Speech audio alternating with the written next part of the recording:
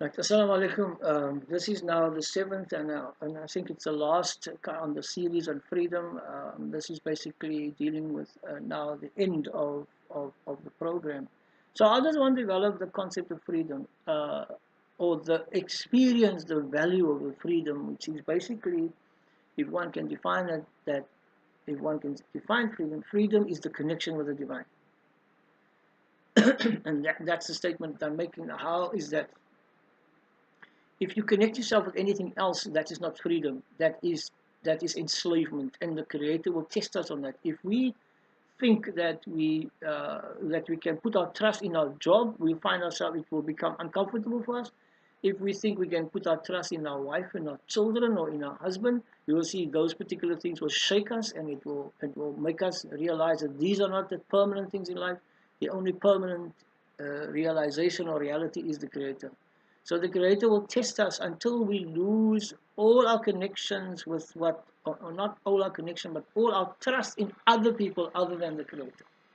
And if we have the trust in the Creator and we live according to the divine advice that He gives us, then we will experience the freedom of creativity, freedom of choice, the freedom of action and action fact, because we will only do the right thing which is divinely inspired. And because of that, excuse me, because of that, the blessings will just come towards us. So there are there are particular findings now. In previous findings, they used to say that the DNA, or the basically it's all about our DNA. DNA decides whatever. Now people have discovered something totally new in the biochemical and the nucleus research, etc.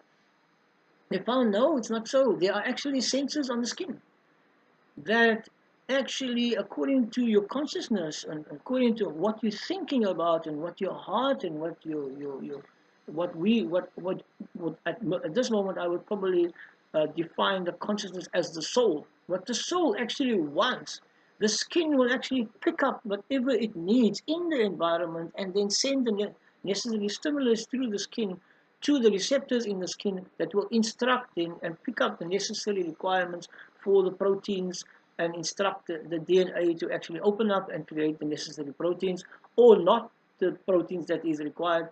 And so what happens is, we are in actual fact, if one can call it that way, we actually create our own world. We suffer in our own world. The Creator says you suffer by your own hands.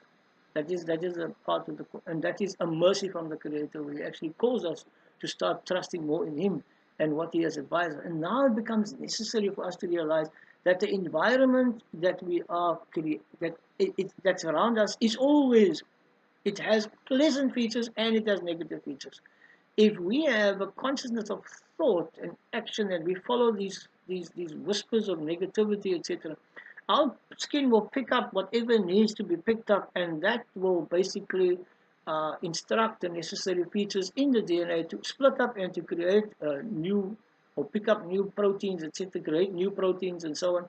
And in the event of us being too negative, we will pick up the negative vibrations, and that will go through our body.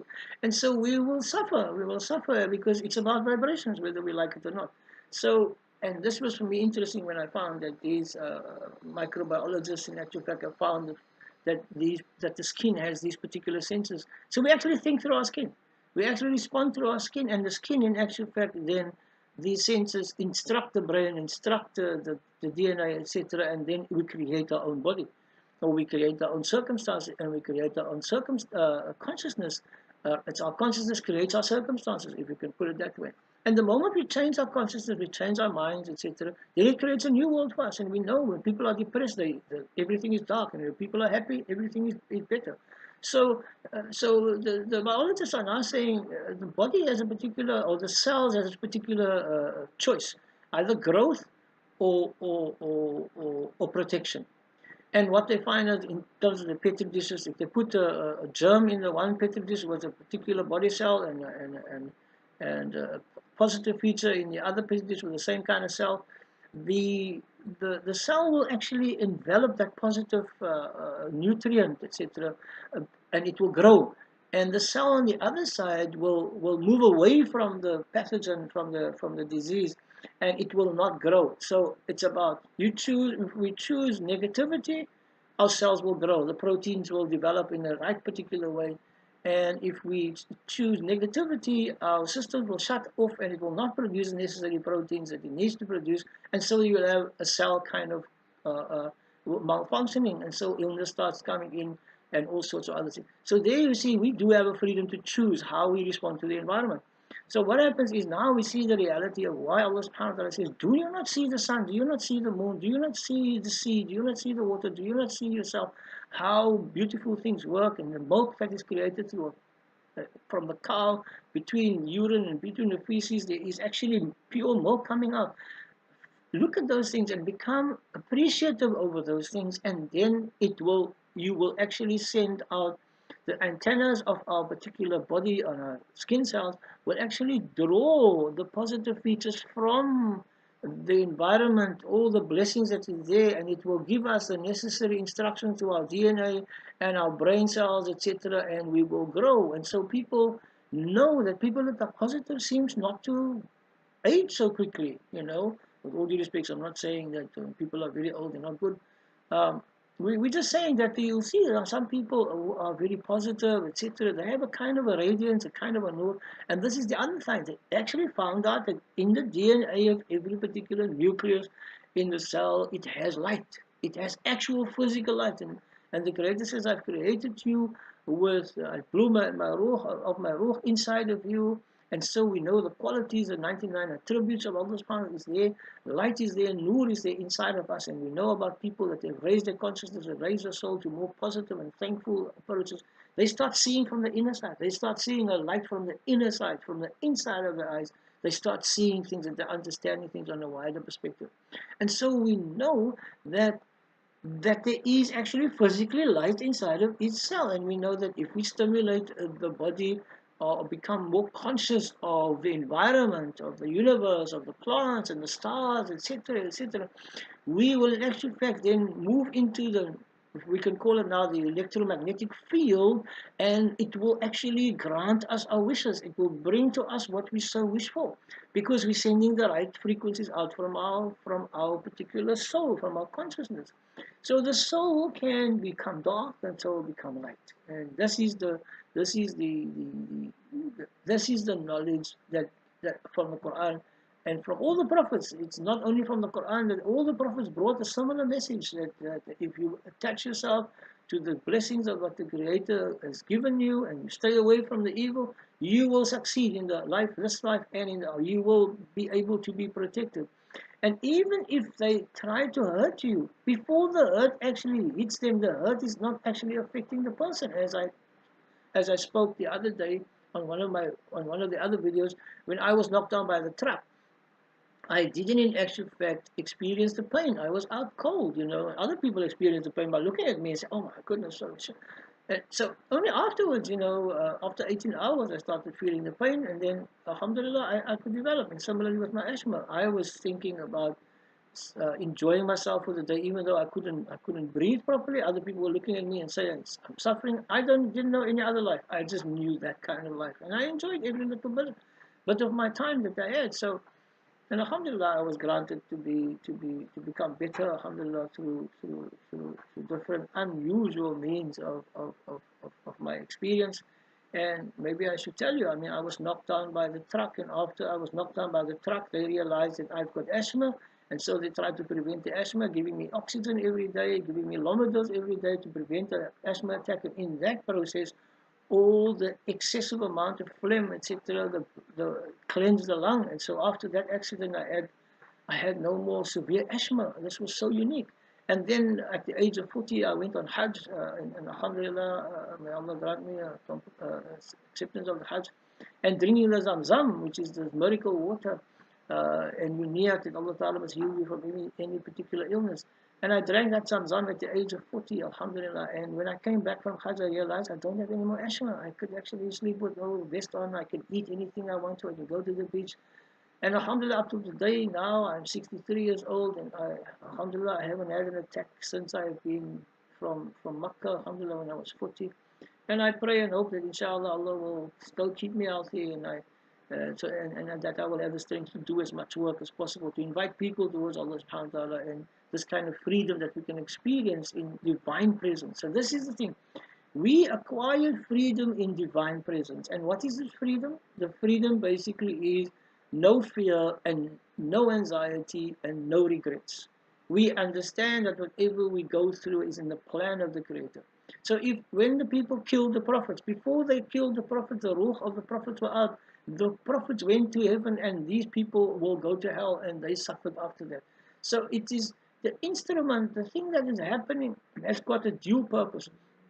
It punishes the person who has done the wrong, and it frees the person to whom the wrong has been done.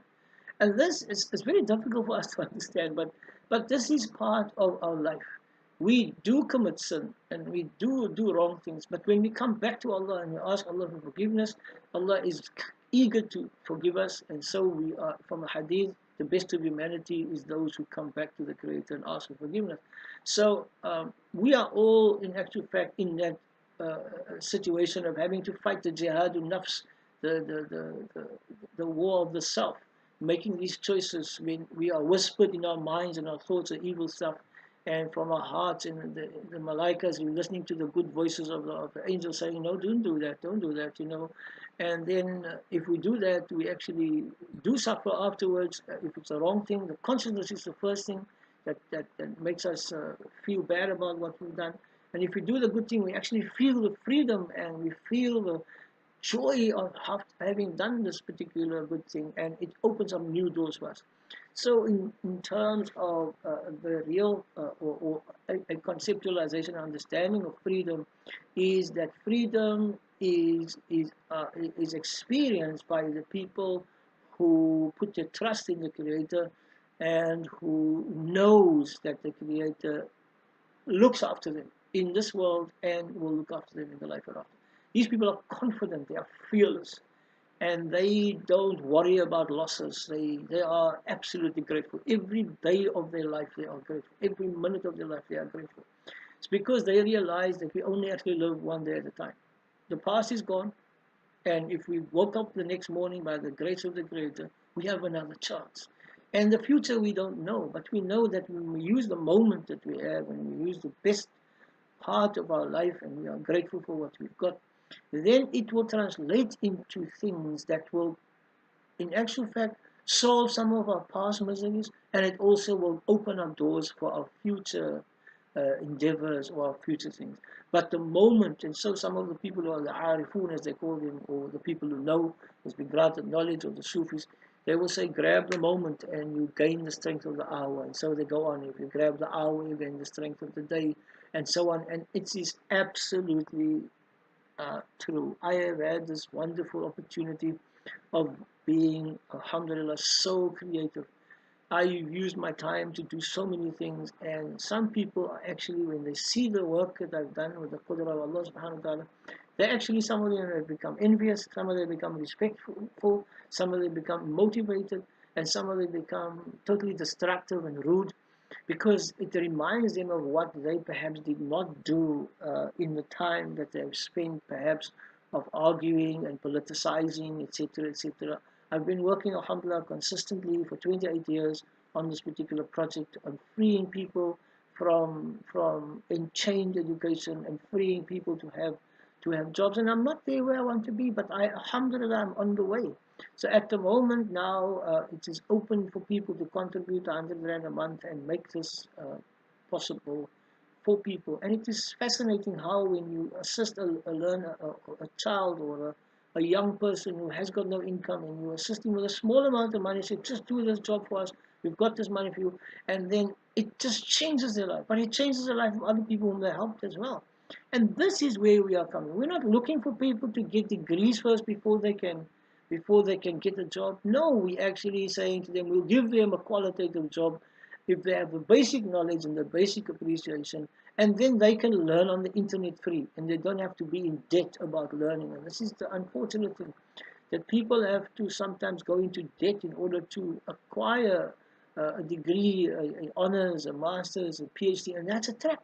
That is not freedom, because now you're sitting with your PhD They've honored you with it. People are honoring with it, but you've got this worry of the debt behind you, and that is something which, which I'm trying to get people to realize.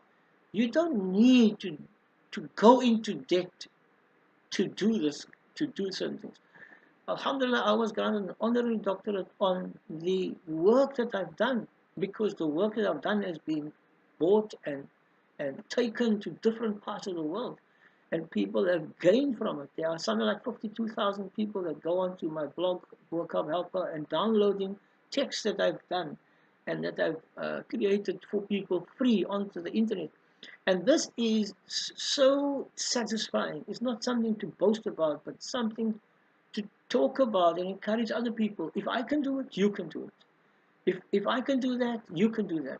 Books, alhamdulillah, I've published. I didn't even in my wildest dreams thought when I was a young man that I could actually publish books, alhamdulillah, and books would be published. I would be granted opportunity to do talks and so on. I couldn't even spell when I was when I was a young boy. You know, I was an Afrikaans-based student, and I couldn't spell English at all. But obviously, the computers came in and spell check came in, and it made it more possible for me to start writing.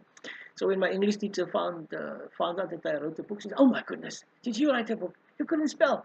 And this is the beauty of internet, and everything that Allah Ta'ala has created is opportunities for us to free ourselves and not to trap ourselves.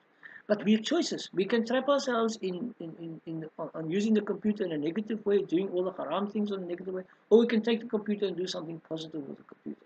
So it's entirely up to us. We can take a fire and we can jump into it and kill ourselves, or we can take the fire and make a braai. We've got a choice. And the fact is everything that the Creator has granted us, it's granted to us, is there for us to acquire a higher level of freedom. We've got a higher level of freedom to the internet. We can talk to each other. We can email each other. We've got things on the cloud. We can save things. We normally look for things that we can't find physically. Now we can save these things. We don't have to have so much space. Need so much space anymore. So if things happen more effectively as the years go by, we will find that we will need less smaller housing. No, not necessarily so much expenses, because our storage is not necessarily so much, because everything is computerized, everything is on digital, etc. And we can perhaps go further up and create more natural features, gardens, etc., etc. The fact is, we need to be able to put our trust in the Creator. I remember a time when I could take out a loan and do a renovation. And when I went to the Department of Education and I saw what the teachers go through with all these loans that they've taken out, I said to myself, no, I'm not going to go there. It was past already. I could get it anytime. And I made a point there, and I thought to myself, I won't do this renovation with loan money. I will wait until the Creator grants me away. And I would walk into the particular house, and I would, at a particular area where I wanted to do the renovations, and I would stand still in that particular place and I would ask, oh God, grant me, oh Allah, grant me a means in which I can do this renovation without any debt. And alhamdulillah, 30 years later, Allah granted it to me. And I am absolutely grateful. Every time I walk into that space, I thank Allah Ta'ala for granting me that opportunity, for having put my trust in Him and not in the bank and not in the debt. So coming to the very important point is, one of the greatest things that gets us trapped and our freedom is debt. The more debt we make in order to live up with the Joneses and to impress people, the less our freedom.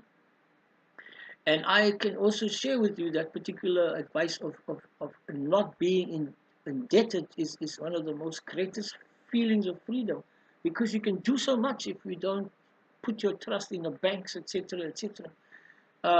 When I decided to get married, I realized if I only get married, I will I will need furniture. Excuse me, I will need furniture. I will need this. I will need that. And then I decided when I got engaged, I'm going to buy myself a fridge, a stove, and I'm going to buy myself a bed, and I'm going to buy it on credit on HP, etc. But I'm going to pay that off with my salary before I get married, so that I don't have debt when I get married. And the next thing I did was to make my own furniture. I made all my furniture. I realized what are my resources, and this is the most important thing when you want to create freedom, or you want to get into the experience of feelings of freedom. See what you have around you and see what can I do with that which has around. Don't look at what you can still get or go buy somewhere else, and yet you haven't used the stuff that you've got with you. I said to myself, I'm at a school. There's a full unit of there's a woodwork room with all the tools. I've got a woodwork teacher that used to be my teacher, and he can advise me. So I'm going to make my own furniture. So I made my own furniture, kitchen furniture, lounge furniture, bedroom furniture, um, uh, dining room furniture. I made everything. Some of the things I bought and just basically painted it and readjusted it. But when I got married, I had no debt. And that was to me such a free feeling feature. And so after 6 months of getting married, I could actually take my wife's advice to go become a qualified teacher full time. And she worked for me for 3 years, and I was a full time student. We had no debt. And then after that, I said to her, "Well, you can go to university." And she went to university, and I worked for her. So there was a kind of a understanding of actually supporting each other, but we could do that because of no debt. So freedom has to do with connecting yourself with the Creator, putting your trust in Him, and not in the systems. And then it exists by human design to trap people, such as debt and certifications, etc., etc. And then at the end of the day, not making enough, not making debt. If you do have to make debt, one thing at a time, get it done, pay it off, and then and go to the next thing. But don't accumulate in order to impress. That's the biggest problem in terms of losing one's freedom. And so, even with knowledge and education, you can decide, I don't want to do this kind of work. I will give up my job and I will do this kind of thing. And I was very fortunate enough to do this similar thing in giving up my job. And when I realized, but this system traps people. And then, and in actual fact, then to educate my own children from home. And I homeschooled my own children. People came to me and said, okay, can't you teach my child? And that's how holistic leisure learning started. This is how ICRA Comprehensive School started. This is how the concept of, well, excuse me, the need to free people and thinking, and saying, this is how it all came about. But I could do this because I made decisions to put my trust in the Creator. Now, I still pray and pray with me that Allah Ta'ala, please still help me, inshallah. But He's done tremendous things and brought people in my life I am grateful for. And for instance, I always say to people, I will teach Arabic for free. And and because this is my contribution to helping people towards the Quran, etc. And even that is a story on its own. I couldn't read Quran, I couldn't read Arabic until I was even as a child, because I was so sick I couldn't go to madrasa and I didn't understand the methodology of teaching Arabic. So the new methodologies came in. I was able to go to university at the age of 33, and that's where I actually started doing Arabic from scratch, from reading the letters until being able to translate now and recite Quran, etc. And you use again your people around you. I had a friend that could recite Quran. I learned by him because I was nervous to do it with other people, and he taught me. And we spoke on the. I couldn't travel to him every day because it was difficult in terms of petrol. So I would pick up the phone and I would recite on the phone, and he would check me on the other side. And that's how we use technology. So you would look at what the resources you have, and you go for it, and you use it effectively. And so when it came to Arabic, I said, okay, fine, I'm going to teach Arabic to people free of charge. And before I knew it, I had 5 doctors that were actually in my class, and I taught them free. And after I taught them, they said to me, from now on, when you need help, we just call us and we will assist you. And I make dua every day today, and Allah must grant him all the blessings. So, and before that, I had this, before that, I had to resign to start this particular program.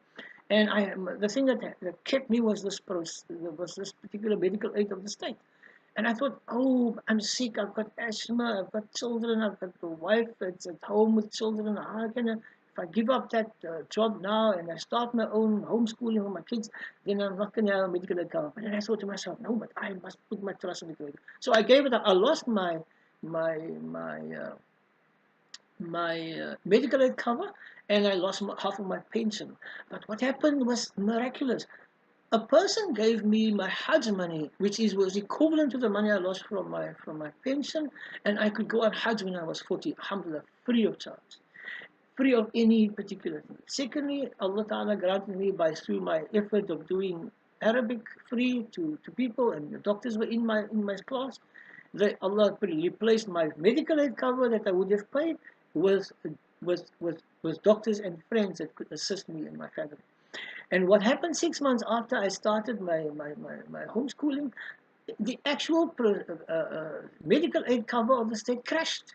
It crashed, and nobody wanted to accept their cards. And that was to me an absolute miracle. And that happened, and then after that, I had these doctors assisting me, saying to me I could call them anytime. And up to the day, alhamdulillah, I can still call on them. One of them is very ill now. May Allah grant him, inshallah, shafa, inshallah. And the others are retired now. May Allah grant him everything of the best, inshallah. And so when you put your trust in Allah subhanahu wa ta'ala, Allah provides you another way. And so I'm hoping that this will not be a kind of taken as a kind of thing which it says to people that I'm trying to boast about what has happened. No, I'm just trying to encourage people that when you put your trust in Allah subhanahu wa ta'ala, you experience a kind of a freedom. And you just sober, you wait, don't be in a hurry, and Allah will provide it for you. And it will come, and when it comes, this time which is like, even though it was long ago, it looks like just the other day. And you get your wishes that you want. And Allah subhanahu wa ta'ala will provide for you what you need. And I can thank Allah, I can share it with you. The things that Allah has granted me to be able to do up till this stage of my life, I would never have imagined that I would be able to do all of those things and get all those things. Alhamdulillah, that Allah has provided for me and my family, alhamdulillah. So may Allah grant you also watching this, that Allah provide for you all your wishes, inshallah, and that you experience that kind of freedom from debt or dependency on people, etc. Don't worry. Put your trust in Allah. Live a life of subservience, not subservience, but giving. You give your time to Allah. You give your and just do two things. Keep your promises. Promise to Allah subhanahu wa ta'ala and promise to people. Don't make debt and put your trust in Allah. And look for the signs. Wait for the sign. If you see something that you're trying to get to, it's always something that comes in your way. Don't go there. It's your signs that is saying, don't go there, not be good for you. If you see something else, it's happening, and things are happening easy on that side, that's the road you take. That's the freedom that you opening up doors for you. And that will give you the kind of experience on the other side that will enjoy life, alhamdulillah. So yes, and we're going to be challenged all the time. Nabi Muhammad Sallallahu Alaihi Wasallam drew a square and drew a line from the one corner to the other and said, and drew small lines on the line and said, this is the life of a person. Every little line represents a challenge that we go through.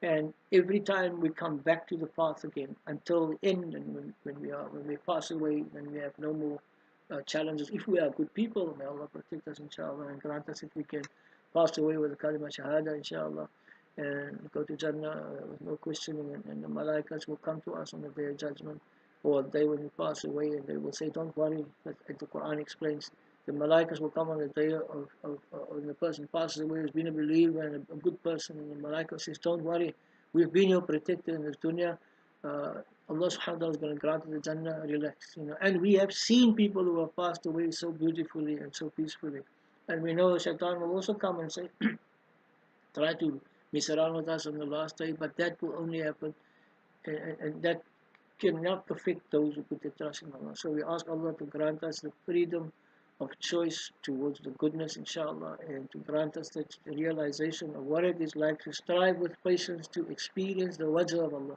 the presence of Allah, because the experiencing of the presence of Allah, that is freedom. And the hadith relates to Allah subhanahu wa ta'ala becomes the eyes of which a person sees, the mouth of which a person speaks, the hand of which a person touches, the foot with which he walks, the ears of which he hears, every single thing of goodness, and he will be able to transcend time and space because you can see where the qudra of Allah subhanahu wa ta'ala, that is when Allah loves the person. And when Allah loves that person, then Allah subhanahu wa ta'ala provides him with everything. Allah says, I will not hesitate when you ask me for protection, I will not hesitate to give him my protection. I will not hesitate to give him anything that he wishes for, as I hesitate to take his soul, for I know he hates death and I hate to disappoint him. So Allah subhanahu wa ta'ala is extremely loves every particular ibad. Ibad is one who truly adores Allah and really takes his best out of himself and presses down his evil and presents his better self to the world outside and to his creator in his heart. May Allah grant us that we may be of those people, inshallah. Wallahu ta'ala a'lam. Allah knows best from all the videos that I've made. Make dua for me and Allah ta'ala grants me safety, inshallah, and protect my family and my grandchildren and everybody. And may Allah protect you, inshallah, and grant you success, inshallah. Assalamu alaikum wa rahmatullahi wa barakatuh.